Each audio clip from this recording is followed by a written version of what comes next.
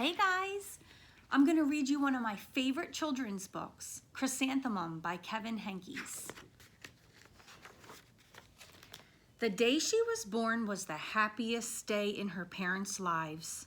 She's perfect, said her mother. Absolutely, said her father. And she was absolutely perfect. Her name must be everything she is, said her mother. Her name must be absolutely perfect, said her father. And it was, Chrysanthemum. Her parents named her Chrysanthemum. Chrysanthemum grew and grew and grew. And when she was old enough to appreciate it, Chrysanthemum loved her name. She loved the way it sounded when her mother woke her up. She loved the way it sounded when her father called for her dinner. And she loved the way it sounded when she whispered it to herself in the bathroom mirror. Chrysanthemum, chrysanthemum, chrysanthemum. Chrysanthemum loved the way her name looked when it was written with ink on an envelope. She loved the way it looked when it was written with icing on her birthday cake. And she loved the way it looked when she wrote it herself with her fat orange crayon. Chrysanthemum, chrysanthemum, chrysanthemum. Chrysanthemum thought her name was absolutely perfect. And then she started school. On the first day, Chrysanthemum wore her sunniest dress and her brightest smile. She ran all the way. Hooray, said Chrysanthemum, school. But when Mrs. Chudd took roll call, everyone giggled upon hearing Chrysanthemum's name. It's so long, said Joe. It scarcely fits on your name tag, said Rita, pointing. I'm named after my grandmother, said Victoria. You're named after a flower. Chrysanthemum wilted. She did not think her name was absolutely perfect. She thought it was absolutely dreadful. The rest of the day was not much better. During nap time, Victoria raised her hand and informed Mrs. Chudd that Chrysanthemum's name was spelled with 13 letters. That's exactly half as many letters as there are in the entire alphabet, Victoria explained. Thank you for sharing that with us, Victoria, said Mrs. Chudd. Now put your head down. If I had a name like yours, I'd change it, Victoria said, as the students lined up to go home. I wish I could, thought Chrysanthemum miserably. Welcome home, said her mother. Welcome home, said her father. School is no place for me, said Chrysanthemum.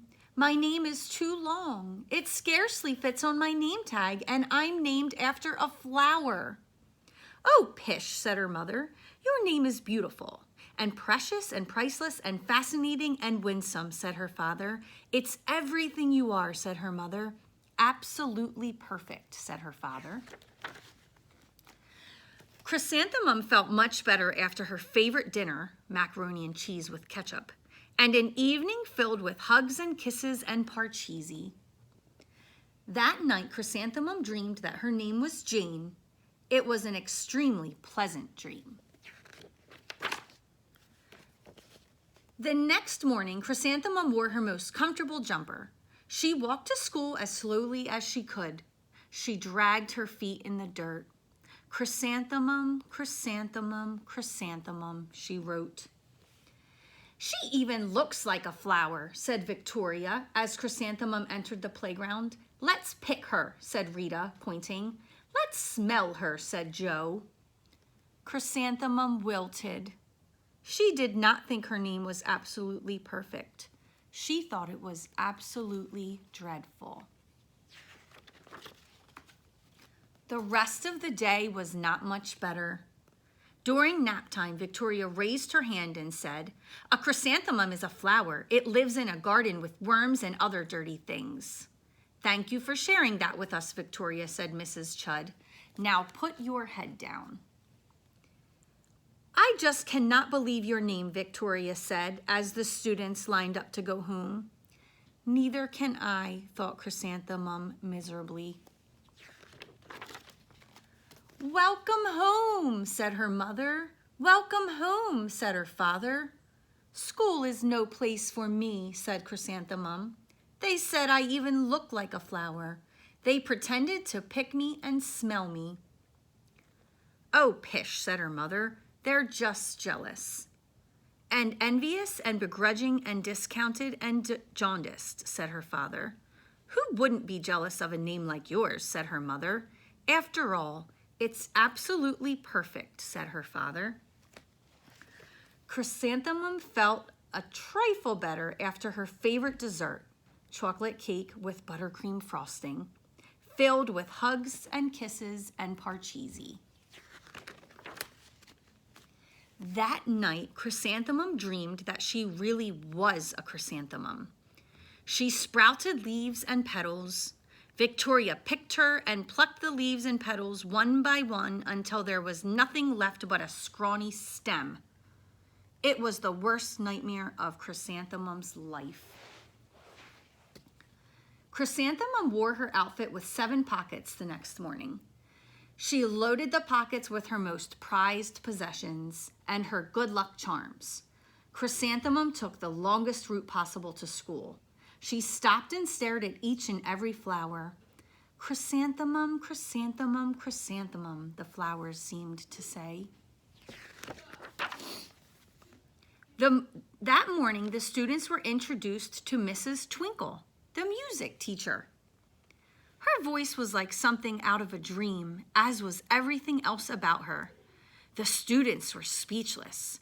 They thought Mrs. Twinkle was an indescribable wonder. They went out of their way to make a nice impression.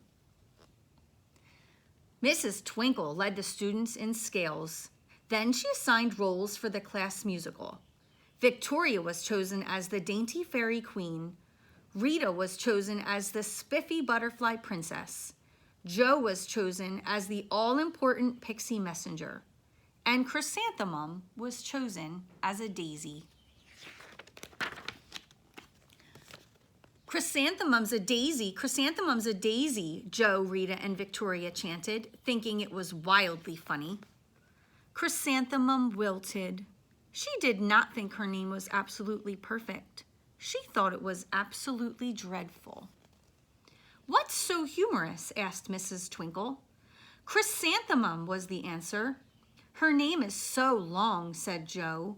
It scarcely fits on her name tag, said Rita, pointing. I'm named after my grandmother, said Victoria. She's named after a flower. My name is long, said Mrs. Twinkle. It is, said Jo. My name would scarcely fit on a name tag, said Mrs. Twinkle. It would, said Rita, pointing. And, said Mrs. Twinkle, I'm named after a flower, too. You are, said Victoria. Yes, said Mrs. Twinkle. My name is Delphinium Twinkle. And if my baby is a girl, I'm considering Chrysanthemum as a name. I think it's absolutely perfect. Chrysanthemum could scarcely believe her ears. She blushed, she beamed, she bloomed. Chrysanthemum, chrysanthemum, chrysanthemum. Jo, Rita, and Victoria looked at Chrysanthemum longingly. Call me Marigold, said Jo. I'm Carnation, said Rita, pointing. My name is Lily of the Valley, said Victoria. Chrysanthemum did not think her name was absolutely perfect. She knew it. Overall, the class musical was a huge success. Chrysanthemum was absolutely perfect as a daisy. Victoria made the only mistake. She completely forgot her lines as the dainty fairy queen. Chrysanthemum thought it was wildly funny, and she giggled throughout the entire dance of the flowers. Eventually, Mrs. Twinkle gave birth to a healthy baby girl, and, of course, she named her Chrysanthemum. The end. I hope you enjoyed that story, friends. I look forward to seeing you soon.